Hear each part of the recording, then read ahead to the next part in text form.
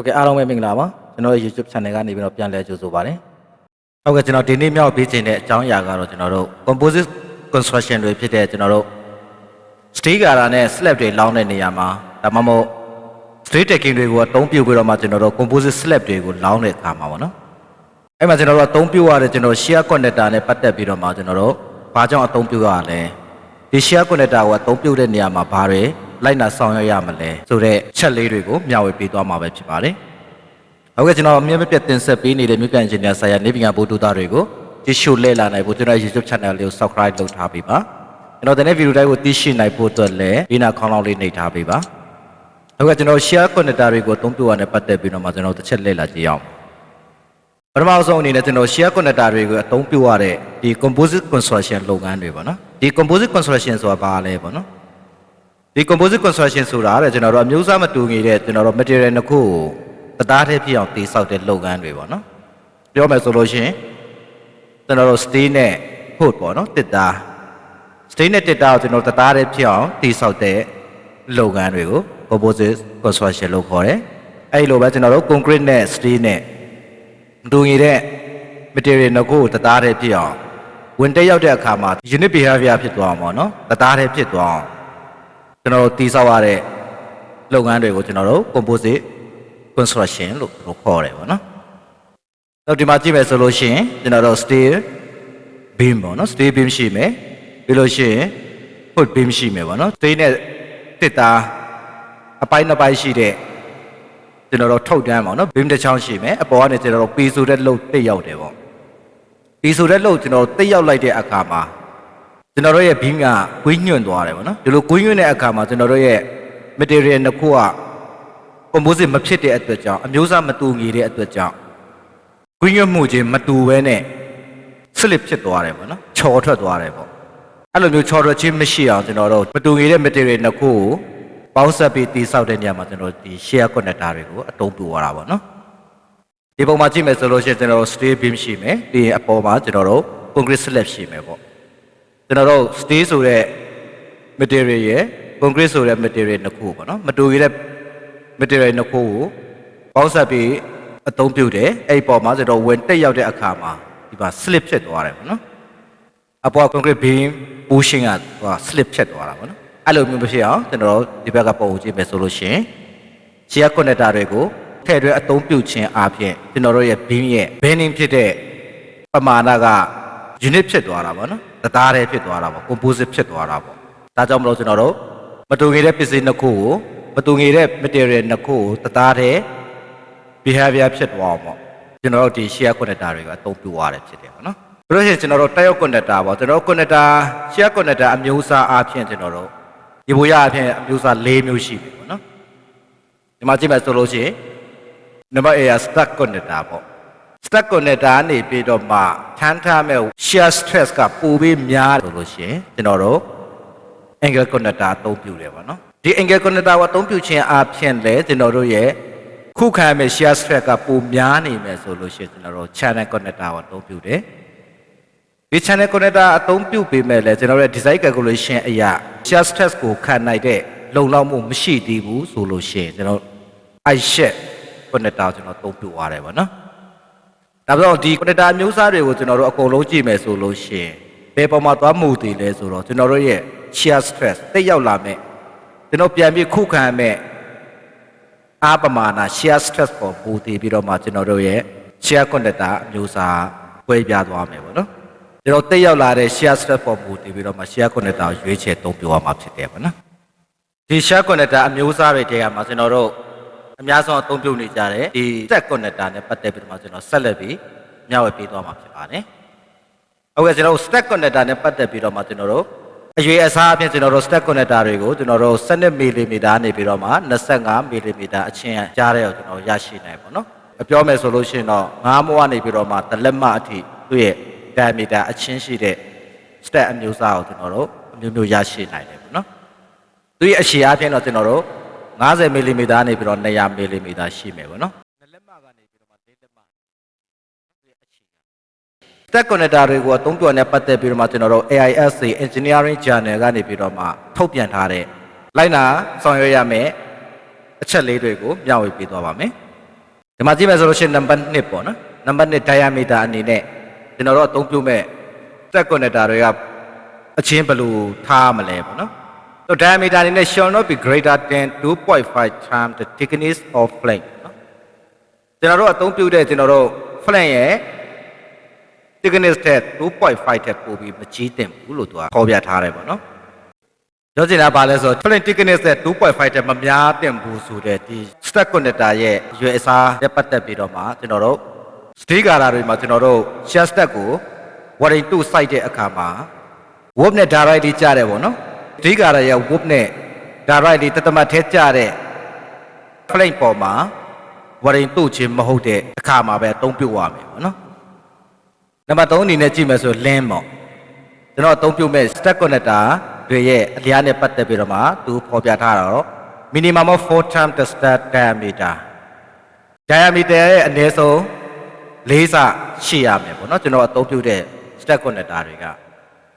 ပြီးလို့ရှိရင် number 4အနေနဲ့ကျွန်တော် concrete cover ပေါ့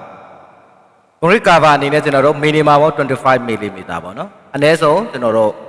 ဘယ်လက်မှရှိရမယ်ကျွန်တော်တို့ရဲ့ concrete cover ဒီပုံမှာကြည့်မယ်ဆိုလို့ရှိရင် number 4ပေါ့နော်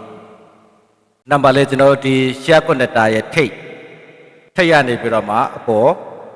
concrete ရဲ့ level ပေါ့နော် concrete level နဲ့ဒီ shear connector ရဲ့ထိပ် level ကကျွန်တော်တို့အနည်းဆုံး25 mm ရှိရမယ်ပေါ့နော် number 5တော့ at distance ပေါ့နော်ကျွန်တော်ဒီမှာကြည့်မယ်ဆိုလို့ရှိရင်ဒီပုံထဲမှာကြည့်မယ်ဆိုရင် number 5ဆိုတဲ့ distance ကကျွန်တော်တို့ shear connector ရဲ့အလယ်ကနေပြီးတော့မှ center ကနေပြီးတော့မှကျွန်တော်တို့ concrete ရဲ့အစွန်းပေါ့နော်ကျွန်တော် normal concrete တွေအတွက်ဆိုလို့ရှိရင်သူကအနည်းဆုံး203 mm ရှိရမယ်နော်တကယ်တော့ကျွန်တော်တို့ lightweight concrete ကိုအသုံးပြုမယ်ဆိုလို့ရှိရင်တော့ကျွန်တော်တို့250သတ်မှတ်ထားတာပေါ့နော်ပြီးကျွန်တော် number 6ကိုကြည့်မယ်ဆိုလို့ရှိရင်ကျွန်တော်တို့ minimum spacing in longitudinal direction ပေါ့နော်အလျားလိုက်ကျွန်တော်တို့ step connector တွေရဲ့အလျားလိုက်အကွာအဝေးပေါ့နော်အနည်းဆုံး spacing ကဘယ်လောက်ရှိရမလဲဆိုတော့ကျွန်တော်တို့ဒီပုံမှာကြည့်မယ်ဆိုလို့ရှိရင်ကျွန်တော်တို့ number 6ဆိုတဲ့ level ကိုကြည့်မယ်ဆိုလို့ရှိရင်သူ့ရဲ့ longitudinal အလိုက်ပေါ့နော်အလျားလိုက်သူ့ရဲ့ minimum spacing ကအနည်းဆုံး diameter ရဲ့6ဆရှိရမယ်ပေါ့နော်ပြီးလို့ရှိရင် number 9ကိုကြည့်မယ်ဆိုလို့ရှိရင် minimum spacing lateral direction ပေါ့နော်ကျွန်တော် B type ပေါ့ B type အကွာအဝေးအနေနဲ့ကျွန်တော်တို့ရဲ့ step connector တွေရဲ့အကွာအဝေးကအနည်းဆုံး diameter ရဲ့4ဆအနည်းဆုံးရှိရမယ်ပေါ့နော်ဒီမှာကြည့်မယ်ဆိုလို့ရှိရင် number 9ဆိုတဲ့ level လေးကိုကြည့်မယ်ဆိုလို့ရှိရင် shear connector တစ်ခုနဲ့တစ်ခု center to center အကွာအဝေးရပေါ့နော်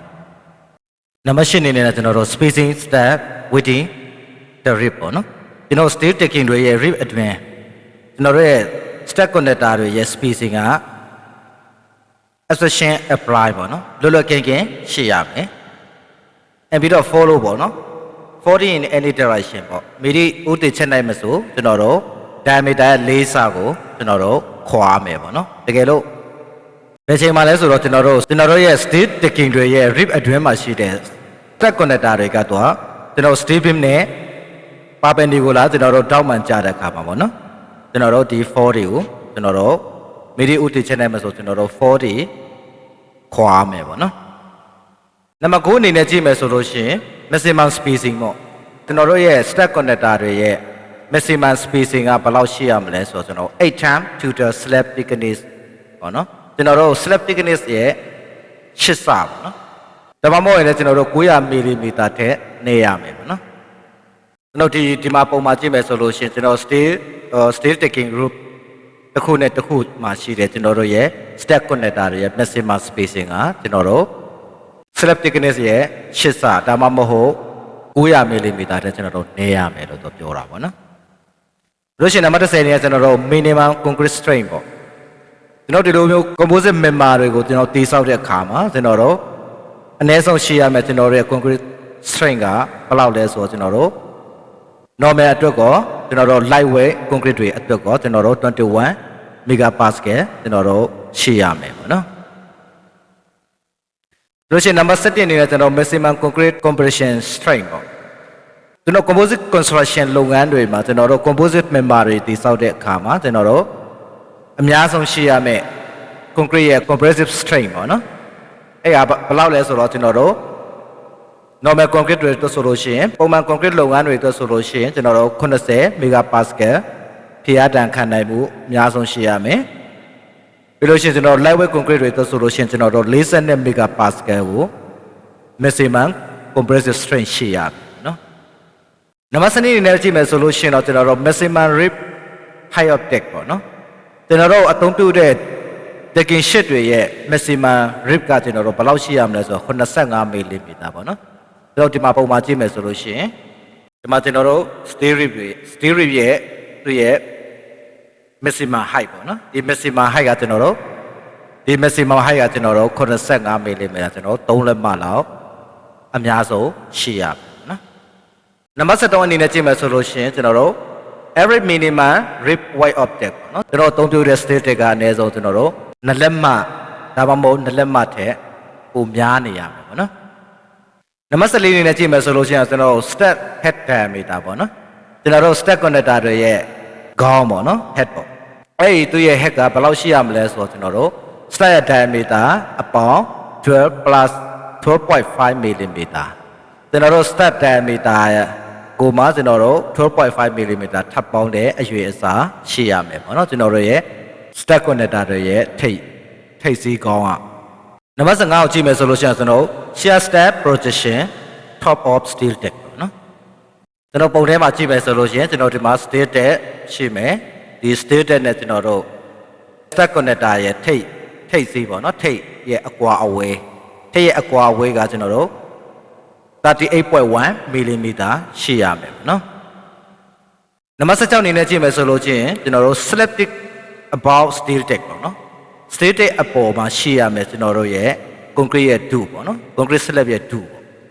ဒီပုံမှာကြည့်မယ်ဆိုလို့ချင်းကျွန်တော်နံပါတ်16 level ဒီမှာကျွန်တော်တို့ steel deck ကနေပြီးတော့မှအပေါ်မှာကြံနေရမယ် concrete ရဲ့ do ကကျွန်တော်တို့အနည်းဆုံး minimum 50 mm ပေါ့နော်နှစ်လက်မှကြံရမယ်ပေါ့နော်ဒါတော့ကျွန်တော်တို့ AISC ကနေပြီးတော့မှသတ်မှတ်တာဖြစ်မယ်ပြီးလို့ရှိရင် EJ AISC ကနေပြီးတော့မှ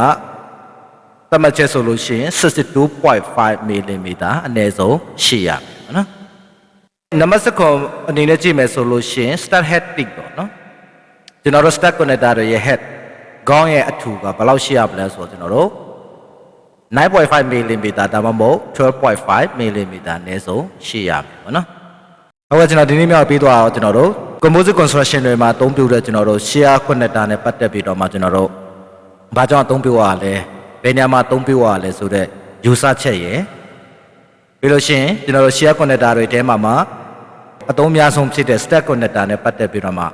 step connector ကိုအသုံးပြုတဲ့နေရာမှာသိရှိလိုက်နာရမယ်ကျွန်တော်တို့ AISC ကနေပြီးတော့မှ AISC Engineering Journal ကနေပြီးတော့မှ statement ထုတ်ထားတဲ့ guideline တွေကိုမျှဝေပေးသွားပဲဖြစ်ပါတယ်လူကြီးမင်းတို့အနေနဲ့ဒီဗီဒီယိုလေးကိုကြည့်ခြင်းအပြင်ဗုဒ္ဓတာတစုံတရာရရှိမယ်လို့မျှော်လင့်ပါတယ်